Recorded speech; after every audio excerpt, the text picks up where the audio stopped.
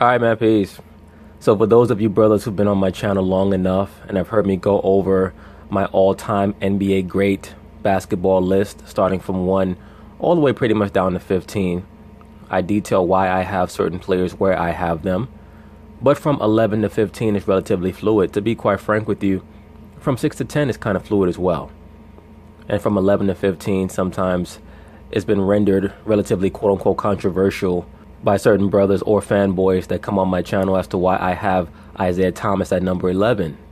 As I've stated, it's fluid.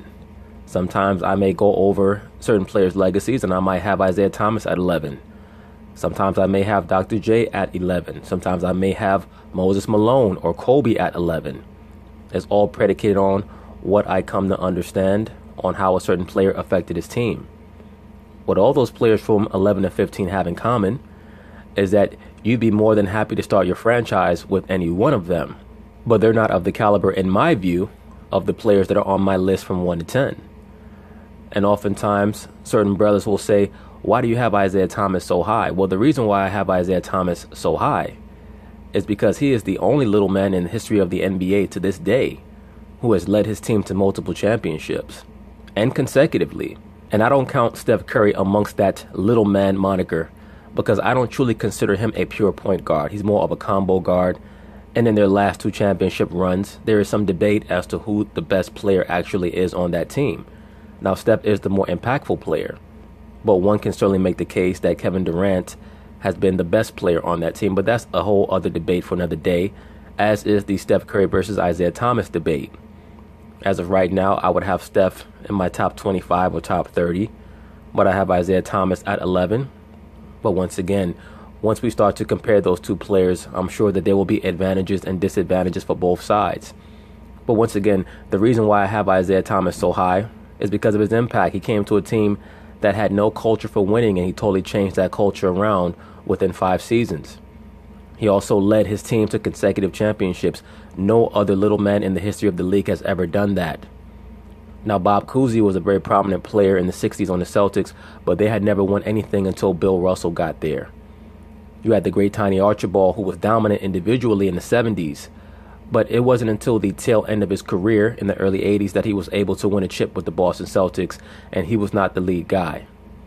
You've had other great little men like Kevin Johnson, who got to the finals in 1993 with Phoenix. You also have Steve Nash, who was never able to get to the finals in the mid-2000s. You have the great Chris Paul, who just this season was finally able to get to his first Western Conference Finals. When you compare them to Isiah Thomas, once again, he was the leader of that great Bad Boys Pistons team. And not only was he able to win 2 consecutive world championships and lead his team in doing so, he did so without a dominant big man in a dominant big man era. He also was able to defeat Larry Bird, Michael Jordan, and Magic Johnson in the playoffs. No other player can say that they've done that other than Isiah Thomas. That's why I have him ranked so high for those of you brothers who are quizzical. Well, anyway, they've decided to sit down with many of these great prominent players from the NBA's past and ask them about their greatest moments as well as their lowest moments. So, of course, they're going to talk about it, and I'm going to chime in. Joe, you've got the first segment. Okay. And so we want to go back to the Silver Dome for your best moment. Any background you want to give us on this before we roll the tape? Well, it was 87. It was Mother's Day. Yep.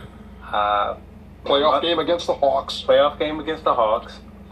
I had just finished getting my degree at Indiana. My mom couldn't come to the game. She was walking across the stage at Indiana, receiving a diploma for me, and I made the game-winning shot against the Atlanta Hawks. Now, before they show the clip, let me say this. I alluded to this story in one of the videos that I did in reference to Vince Carter and the disparity between how Isiah Thomas chose to handle this situation, the contrast between how he chose to handle this situation as opposed to Vince Carter. And that's the difference between a champion like an Isiah Thomas and a player who was just otherworldly gifted in a Vince Carter. He just did not have the mental game to ever lead a team to a championship.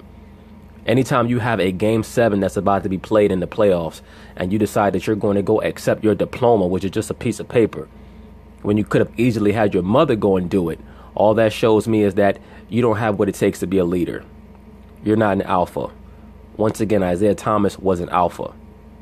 Let's roll that tape, and you can and just take me through this as the.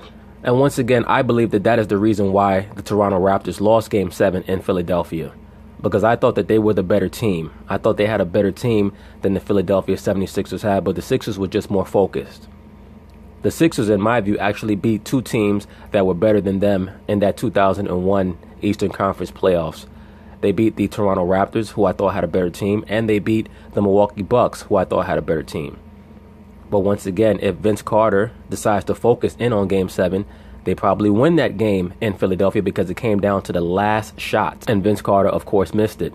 Now, Isiah Thomas decided that he was going to be fully grafted in to his team's goals, and we're going to see what he does with the last shot. As the play unfolds and just how you remember it all going down. Well, we had lost the year before to the Hawks, and we were battling, trying to get past them. And as you can see, it was a close game. I remember Chuck calling the play at the end of the game, and Chuck Daly. And I wanted to get to my right hand. Here's Isiah. Let's see what we got. All the way up. Go!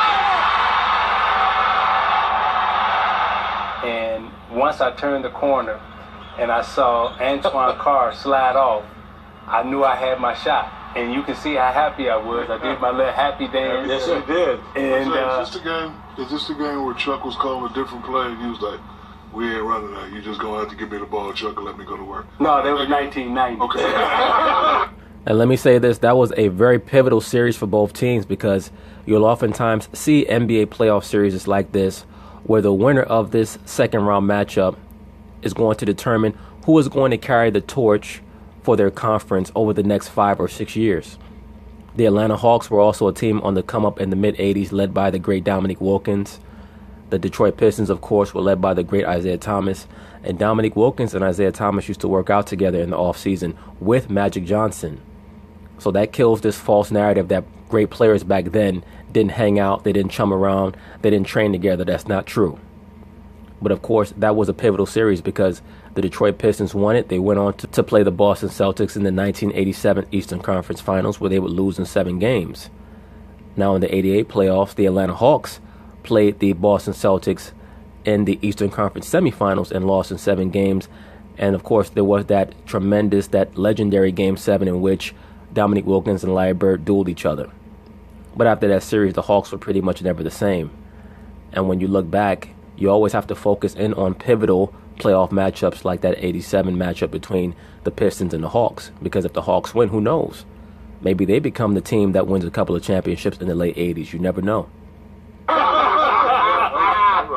at the same time that we relive this through your eyes, you guys all jump in. You all remember when this happened, Oh, yeah. Chuck? Yeah. You know, there's no better feeling, and it doesn't happen that often. No matter how great a player you are, it's very seldom you actually hit a game-winning shot. Right. Like there's always some back and forth, but very seldom do you get the chance to actually make the shot that ends everything. And that's always a cool feeling. But I can understand. I know Isiah was really close to his mom, but to have that dynamic where she's accepting his diploma and she hitting the game-winning shot, that pretty much is a perfect day. And that could have been Vince Carter had he been man enough to stand up to his mother. Perfect day. Ford is getting ready to beat you right after that. Exactly. We were trying to find out who was going to take the beating. who was going to go? But it was us in Atlanta, trying to figure out who was going to be that next team in Atlanta. Absolutely. Now, as we can see, Isiah Thomas decided to very respectfully take the subservient role here in his interaction with Kevin McHale because of the respect that he has for Kevin McHale and the Boston Celtics. We're going to see later on in this interview the lack of respect that he still has for the Chicago Bulls and for their 6 championship teams. I mean, Atlanta had beat us the year before. Yep. And I remember Patti LaBelle came out with that song in '86. I'm on my own. Why did it have to end this way? This ain't the way. And I remember driving out of, when Atlanta beat us the year before and that song was playing. And I came back the next year and I was like, we ain't losing to them. And I got a chance to make that song. Where did the happy dance come from, by the way? It just spontaneously, it just came out. I really don't know where that came from. I swear If he hadn't done that before. That was a great shot, though. Basically, he hit about a 5-foot floater directly on the baseline. Very difficult shot from that up close. That before. I had never done that before in my life. I mean, that just came out, and Just the hand behind the back, Holding the and ball. I was so happy that we had won. Show us right now, Isiah. Show us. I didn't realize that I had to do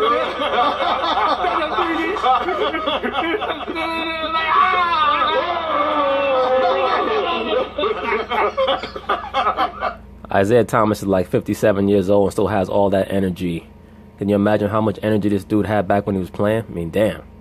That was relived very nicely. We were all happy, right? Now, the footnote to this best moment, this great moment in your career, when you talk to your mom. I mean, so my mom, you know, from Mississippi, she was from that generation that wasn't allowed to go to school. That wasn't allowed to get an education. And so my mom never got a chance to get a grade school diploma, high school diploma, none of that. And all she wanted was for her kids to be educated. And to have my mom be able to walk across the stage On Mother's Day. With a cap and gown on, and then have the students at Indiana University, you know, applaud her. I mean, there's nothing like that moment. So tell me what the phone call was like. After you win because that was an afternoon game. Yeah. You win that and beat Atlanta. She has the day getting your degree. Yeah. So she's at Jimmy Ross's house, who's not alive right now, but she's at Jimmy Ross's house in Indiana. And, you know, my mom liked to drink. You know, so they full, right?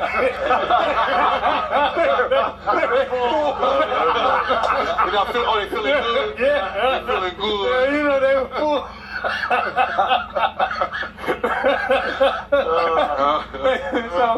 So I call up, and the music is playing in the background. You know, they jamming, and I'm like, "Mom, we won." She said, "Baby, I graduated." I said, "Yeah, congratulations, Mom." You know, and we just had that moment on the phone. But Now, see, once again, if Vince Carter had that mentality, him and his mom could have had that same moment. That's tremendous. but she wasn't excited about us winning. I'm calling to say we won. And her words were, "Baby, I graduated." And she didn't say you graduated. She said I graduated, which that was an awesome moment. No. But I'm sure that moment meant a lot more to Isiah Thomas's mother than it may have meant to Vince Carter's mother, because I believe that Vince Carter's mother is an educator herself. Now, you go to the other end of the spectrum now. So give me a moment that's, I don't want to say it's the biggest disappointment of yours. It's just one of those moments on the other side of the spectrum where your emotions are totally different than they were that day when you hit the game winner. I would say we get to the NBA Finals, and you're fighting all your life to, you know, get to the pinnacle, to get to the top. And we're better than the Lakers. We're beating the Lakers, and they know it, and we know it. And you're in the series, and you just know when the other team knows that you're better. And well, that's according to you, Isiah Thomas. At the time that you hurt your ankle, that was a nip and tuck game. It was Game 6. The Lakers were down 3-2. I do believe that the Pistons were eyeing the Lakers to try to knock them off. But it's a huge hump to overcome, winning your first championship, especially in a series that competitive. Oftentimes, when you look through the history of dynastic franchises, their last championship is one that they win just off of reputation, off of experience, and off of know-how. Oftentimes, that team that they defeat in their last championship, in their championship run, may have been just as good, if not better than them. They just didn't know how to win. I think that the Lakers would have found a way to win that series, even had Isiah Thomas not gotten hurt. But, I mean, you never know. And now we're just playing the game. And the Pistons certainly had great matchups on them. The Pistons had one of the great team speed factors in the history of the modern NBA. Between Isiah Thomas, Joe Dumars, Dennis Rodman off the bench, they had tremendous team speed. And in Dennis Rodman, they had a player who could guard Magic Johnson or James Worthy, which no other team had.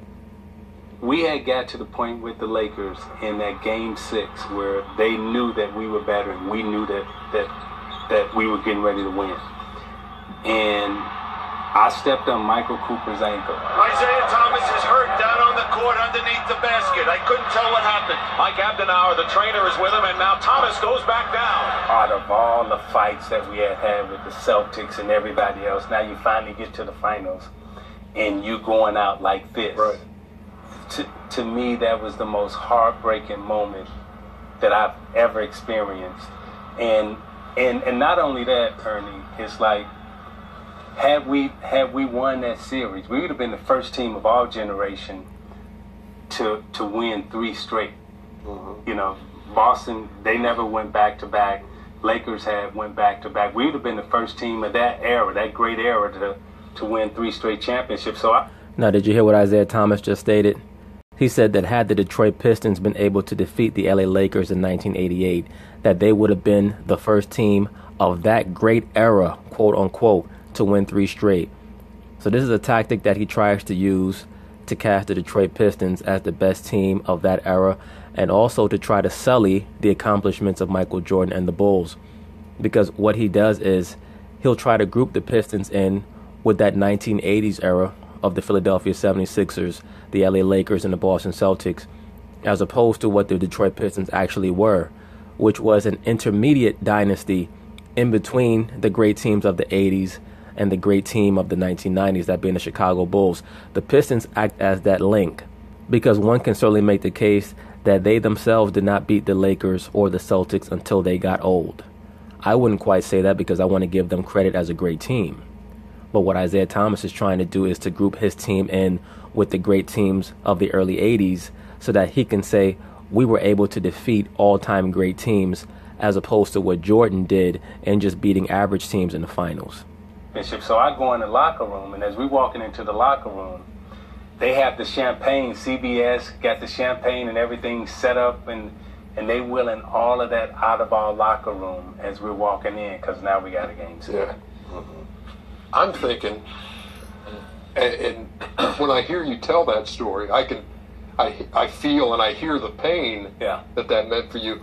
And when I'm thinking about this, I'm saying, oh, for Isiah, it's going to have to be the pass against the Boston Celtics. Well, when you were hearing him speak, you were hoping that he would say that. That's what you were hoping for. And I think that Isiah Thomas knew that that's what you were hoping for. So that's why he chose the Laker moment. It's got it. But that's not as painful, that moment? That was a moment on the journey. I'm in the finals, and I got the guy down on the ground, and I'm getting ready to just tear his heart out, right? Yeah. And Yeah, Shaq know damn well that's not what Isiah Thomas wanted to say. He wanted to say, I'm about to tear his ass. I'm about to tear his ass up. But you know, it's like I can't get it. Now the He said, I can't get it. Now the Boston moment, that was a heartbreaking moment. Probably what was heartbreaking about that moment is, and Kevin, you'll remember this, but before that moment, before I threw the ball away, I had made the game-winning shot. Well, not quite, brother. You didn't make the game-winning shot because you guys lost the game. You made the shot that helped you take the lead with about 18 or 17 seconds left. A very long time left in the game. I think another reason why Isiah Thomas looks at what occurred against the Celtics with less disappointment than what occurred against the Lakers is because I think that the Pistons held the Boston Celtics in higher esteem than they held the Lakers. Shot. On the top of the floor against Houston. 16 seconds. Houston right in his face. Thomas with a very big... Isiah Thomas's handle was so crisp. Very big bucket. We go to the timeout. We know Bird's going to get it either on the left side or the right side. And we got the play figured out. We sent him left. About 5 of us come over there to try to block the shot. There's Bird with the ball against Moore. He'll take it to the hoop with the net. He's going to try to draw a foul. It's blocked. And Seasting hit it off of a Detroit player. No. Ball goes out of bounds. And I'll never forget, everything just started to win in slow motion. Jess Kersey is standing there. I'm looking at him. And we froze. We celebrating. And Jess Kersey starts to count because he's standing there and he has the 1 count. So I run over, we look at the bench, no timeout, nothing. So I run over and I grab the ball. And this is probably one of the most incredible plays that's ever happened against me and that probably I've ever witnessed.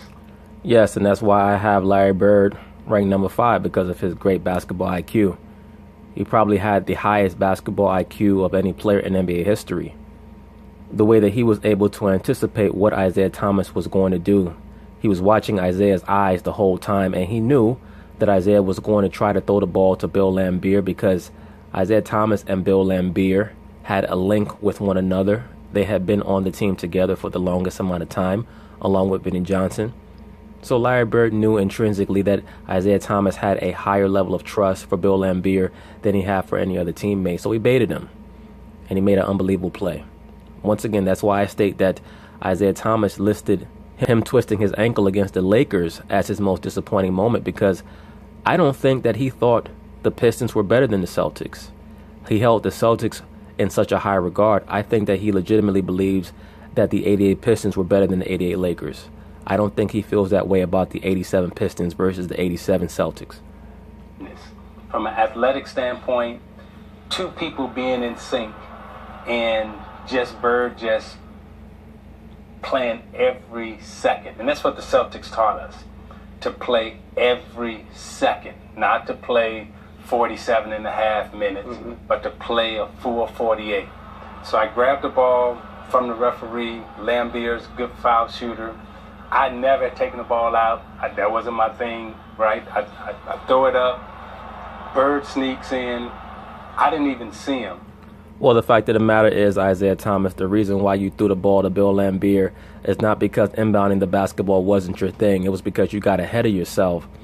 And you were like a dude who was about to get his first piece of coochie. You were so excited that you rushed everything and you cost your team the game. That's the fact of the matter, brother. But the thing I remember the most is that Joker. This is the out of bounds line. That Joker caught the ball, and in my mind, I'm like, okay, he going out of bounds. That dude did this. Like a ballerina, right? And if you go back and you watch the play, that dude is on his toes. The baseline is right up under his toes.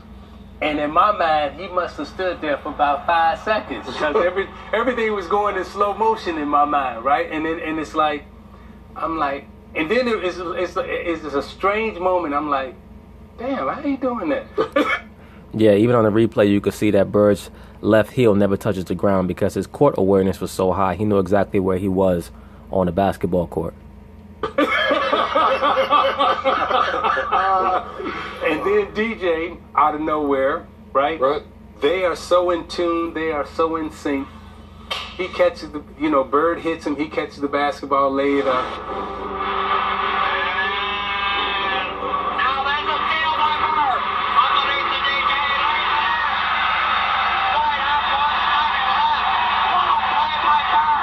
And as I'm walking to the huddle, this is what I see.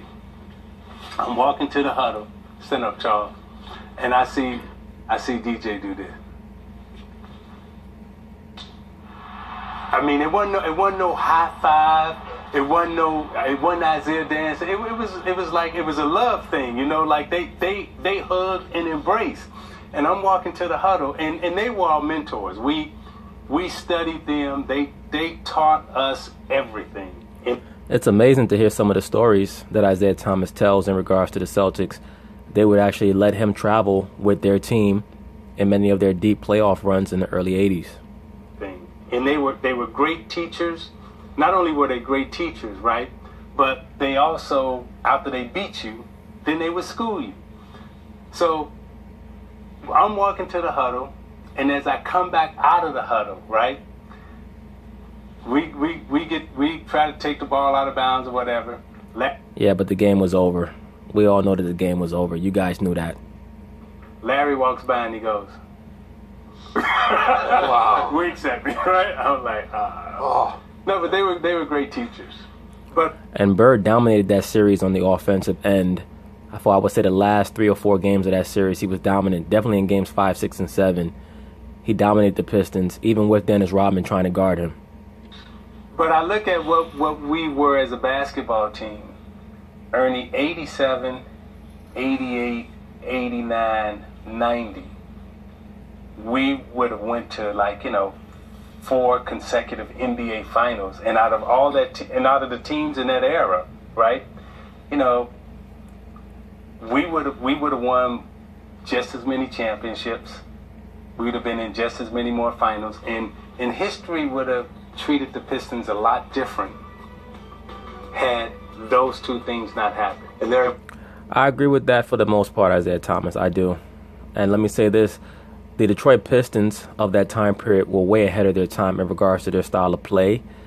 They used to take a lot of three-pointers. A lot of times they would take them off the dribble.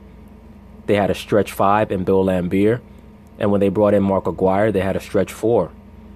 Oftentimes they would play from the outside in as opposed to playing from the inside out. That's why, once again, I have Isiah Thomas so high on my list, not because of just his skill set, but also due to his impact and his phenomenal basketball IQ, his brain. It's just unfortunately for him that in the mid to late 80s, he had to go up against the player who most likely had the highest basketball IQ in NBA history, that being Larry Bird. So Larry Bird was able to checkmate him on a couple of occasions. It is what it is. That's part of the learning process. But there's no doubt in my mind that Michael Jordan going up against the Detroit Pistons all those times, it caused him to have to raise his understanding of the game exponentially every season. And there we not made the play had I not sprained my ankle. The high and the low for Isiah Thomas. But it is what it is. Once again, I have Isiah Thomas anywhere from 11 to 14 on my list. I'll most likely keep him at 11. But that's pretty much it on that video.